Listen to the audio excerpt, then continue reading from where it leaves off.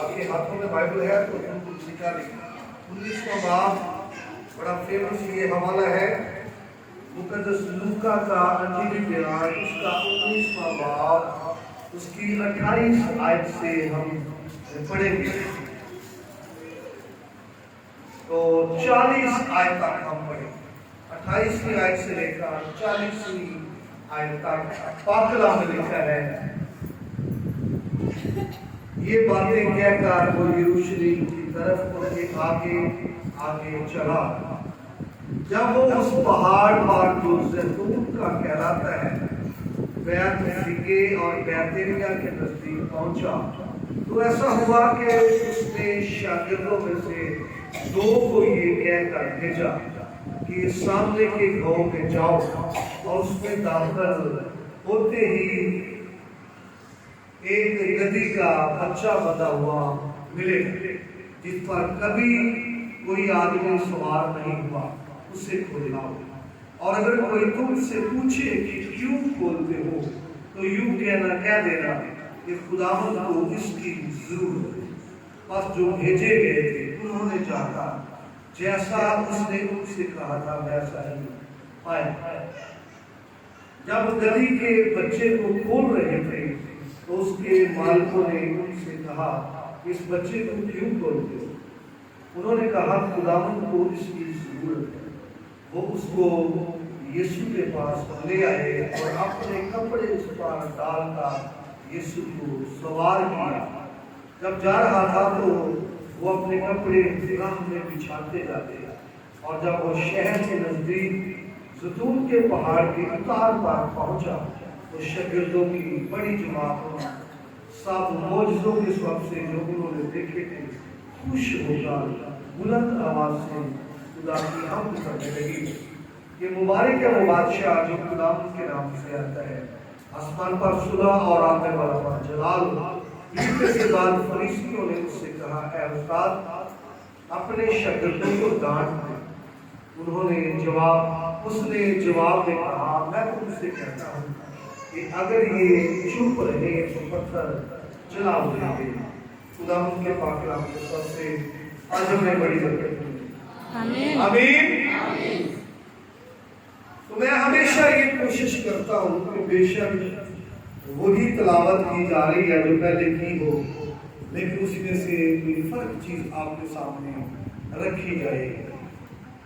تو palm Sunday کے جتنے بھی حوالے ہیں آپ ان کو بغور دیکھیں۔ متی 21واں باب، لوکا 19واں باب، مرکز 11واں چیپٹر، یوحنا 12واں باب، زکریا 9واں باب، ان سب کو آپ اسٹڈی کریں تو پھر آپ کو زیادہ اس کی سمجھ آ جائے گی اور زیادہ وسیع باتیں آپ کے سامنے آ سکتی ہیں۔ تو پام سنڈے کے جتنے بھی حوالے ہیں آپ اس کو مد نظر رکھیں اور میری بات کو غور سے سنیں۔ آج پام سنڈے میں جو کردار ہیں جتنے بھی ان پر ہم غور کریں۔ متی کے بیان کو، مرکز کے بیان کو، لوکا، یوحنا اور پھر زکریا کے بیان کو مد نظر رکھتے ہوئے پام سنڈے کے کچھ کردار ہیں اور جو ان حوالہ جات کے اندر نظر آتے ہیں۔ تو سب سے پہلا اور مین جو کردار ہے وہ یسوع مسیح ہے۔ آمین آمین۔ آپ کی پھول پتیاں، آپ کی ڈالیاں، آپ کی خوشی، شادمانی، نعرے، وقت، یہ سب کچھ کس کے لیے ہے؟ خداوند یسوع مسیح کے لیے۔ اور پام سنڈے کا جو مرکزی کردار ہے وہ یسوع مسیح کا ہے۔ جس طرح سے کسی شادی کے موقع پر، بارات کے موقع پر مرکزی کردار کسی دلہے کا ہوتا ہے، اسی طرح سے پام سنڈے کے جو حوالہ جات ہے یا پام سنڈے کا جو جلوس ہے وہ مرکزی کردار کس کا ہے؟ یسوع مسیح کا۔ اور میں آپ کو بتانا چاہتا ہوں یسوع مسیح کا کردار دوسروں کے لیے خوبصورت کردار ہے اور اس کے کردار سے دوسرے لوگ شادمانی سے بھر رہے ہیں، اور یسوع مسیح کی ऐसी हस्ती और शख्सियत से है जिससे बहुत सारे लोगों की जो उम्मीदें हैं वो वाबस्ता है। और आज भी कितने लोगों की उम्मीदें वाबस्ता है? यीशु मसीह से।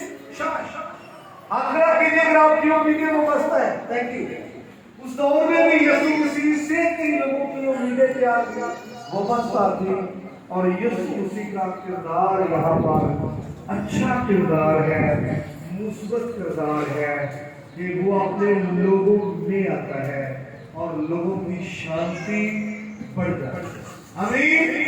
यीशु मसीह के आने से लोगों की शानवारी, खुशी बढ़ जाती है और दोबारा बल के हो जाती है।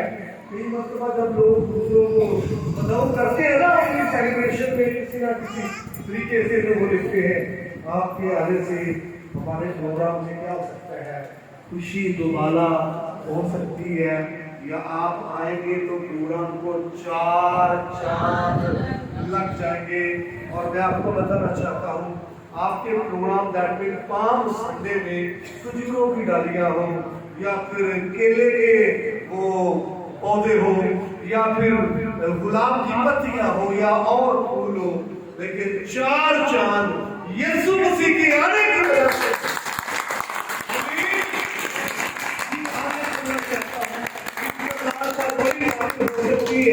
पूरा सर्वन भी इस किरदार पर हो सकता है।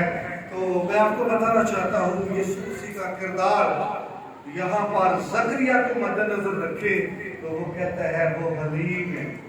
क्या है? अगरचे बहुत बड़ी हस्ती है, आला हस्ती है, अगरचे आसमानी हस्ती है, अगरचे जो ऊपर से है वो सबसे ऊपर है, और उसका नाम भी सब नामों से आला है। लेकिन नबी पेशन गोई करके ये कहता है वो हलीम है।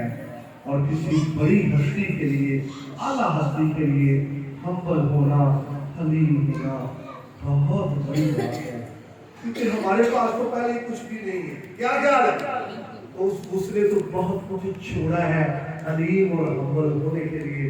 तो नबी ने कहा, बिनते सैऊर देख तेरा बादशाह, दुर्तरे यरूशलेम देख तेरा बादशाह। और जो है वो हलीम है, क्योंकि वो गदी की बच्चे पर गया है।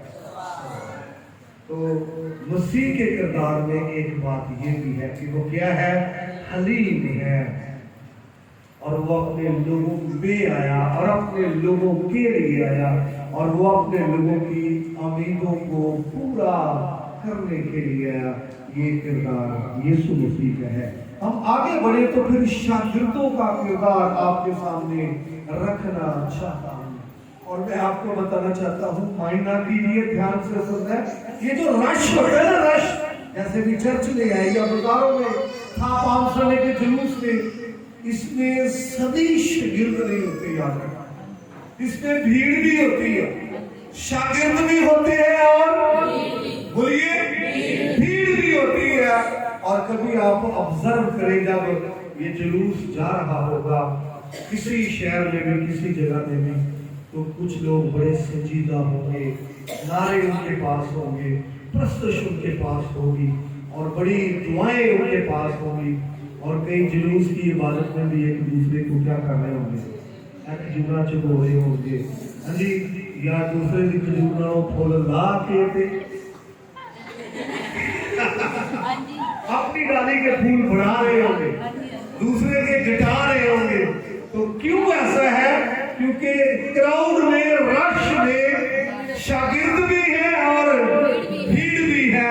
अभी मैं भीड़ पर बात नहीं करना चाहता, सिर्फ शागिर्दों पर बात करना अच्छा कहूँ। शागिर्दों का किरदार है, यीशु मसीह ने कहा 2 शागिर्दों को सामने वाले गांव में जाओ, और बाइबल कहती है वो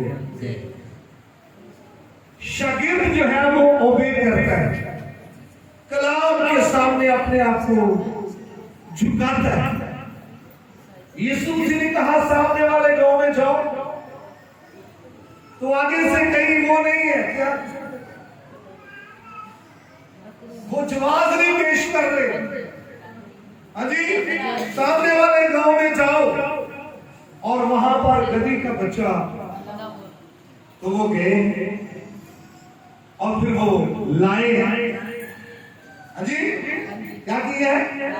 یعنی شاگرد جو ہے استاد کا حکم مان، شاگرد جو ہے وہ خدا کے کلام کو عملی جامہ پہناتا ہے، اور وہ گئے ہیں اور گدھی کا بچہ لائے ہیں۔ کیا کیا ہے؟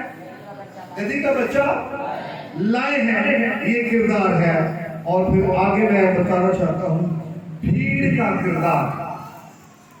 یہاں پر تو بھیڑ کا کردار بھی اچھا دکھائی دیتا ہے، کیونکہ بھیڑ اس کی راہ میں کیا بچھا رہے ہیں؟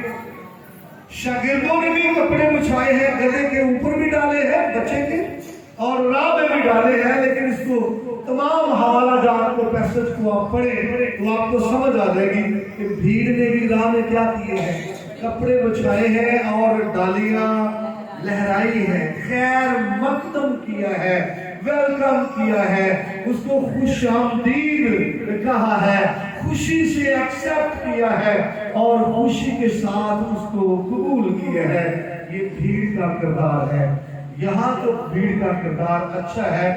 ویسے میں آپ کو بتانا چاہتا ہوں بھیڑ کا کردار اور شاگردوں کا کردار، اس میں ڈفرنس ہوتا ہے۔ شاگردوں کا جو ہے کردار وہ پراپر ٹھیک ہوتا ہے، لگاتار ٹھیک ہوتا ہے، اور بھیڑ کا جو کردار ہے وہ ہفتے دار ٹھیک ہو سکتا ہے، دلا بھی ٹھیک ہو سکتا ہے، اور تھوڑی دیر کے بعد یہی بھیڑ کہہ سکتی ہے ہمیں یہ نہیں چاہیے، ہمیں برابر چاہیے، ہمیں یسوع، ہمیں کون چاہیے؟ یہاں پر کیا کہتی ہے؟ مبارک ہے وہ جو خداوند کے نام سے آتا ہے۔ تو یہ چند روزہ پرستش بھیڑ کی ہے، لیکن شاگردوں کی پرستش پراپر ہے اور کنٹینیو ہے، وہ خداوند کو مبارک ہے۔ آمین۔ تو بھیڑ کے کردار میں اور شاگردوں کے کردار میں ڈفرنس کی سمجھ آ گئی آپ کو؟ اور آگے بڑھے تو مالکوں کا جو کردار، گدھے کے مالکوں کا کردار ہے، وہ بھی آپ کے سامنے رکھنا چاہتا ہوں۔ جی وہ لینے کے لیے گئے ہیں گدھا، تو مالکوں نے کہا کہ کیوں کھولتے ہو؟ انہوں نے کہا خداوند کو چاہیے۔ انہوں نے کہا لے لیں۔ تو مالکوں کا کردار بھی کیا ہے؟ اچھا مثبت کردار ہے۔ انہوں نے خداوند کے لیے دے دیا۔ کیا خیال ہے؟ خداوند کے لیے تو کیسا کردار ہے؟ اور آخر پر گدھے کا کردار، بے شک وہ جانور ہے، اس کو بھی آپ مد نظر رکھیں۔ تو اس نے یسوع مسیح کو اٹھایا ہوا ہے اور لے کر چل رہا ہے، اس کا کردار بھی اچھا کردار ہے۔ اور آخر پر میں آپ سے سوال کرنا چاہتا ہوں، پالم سنڈے میں اپنا کردار چیک کیا۔ پالم سنڈے کا جو جلوس ہے اس نے اپنا کردار بھی چیک کیجئے۔ میں نے پالم سنڈے کے لیے کیا انویسٹ کیا ہے؟ کیا میں نے پیسہ انویسٹ کیا اس کے لیے؟ کیا میں نے اپنی طاقت خرچ کی ہے اس کے لیے؟ کیا میں نے اپنا وقت پالم سنڈے کے لیے سنجیدہ طور پر سپینڈ کیا ہے؟ اور کیا جلوس کی جو عبادت ہے وہ بالکل سنجیدہ وقت میں نے گزارا ہے؟ تو اگر سنجیدہ رہے ہیں تو یہ وقت ہمارا خداوند کو کیا آئے گا؟ پسند آئے گا۔ تو اگر ہم اس میں جلوس میں شرارتیں کرتے رہے ہیں، ہاں جی، تو پھر قبول ہونے کی بجائے کی ہو سکتا ہے؟ بندہ رد ہو سکتا ہے۔ اس لیے آج کی روشنی میں اپنے کردار کو بھی چیک کرنے کی کیا ہے؟ ضرورت ہے۔ تو آج بھی بندہ چیک کرے گا تو کسی کو خدا اپریشیٹ کر سکتا ہے۔ اچھی بات ہے نوجوانوں کے لیے، یا ہم نے اپریشیٹ کیا، چرچ نے نوجوان بچوں کو بچیوں کو اپریشیٹ کیا، لیکن زیادہ موثر بات ہے کہ خدا آپ کو ڈانٹ دے، خدا آپ کو شاباش دے، اور خدا کہے کہ یقیناً یہ شخص برکت کے لائق ہے، اس نے بازاروں میں میرے لیے فخر سے بھر گیا، شادمانی سے بھر گیا، اور اپنے ناموں کو میرے لیے بلند کیا ہے۔ تب خدا کو کرام کی روشنی ہمیں اپنے آپ کو چیک کرنے کی ضرورت ہے. خدا آپ کو بلیس کرے. Thank you.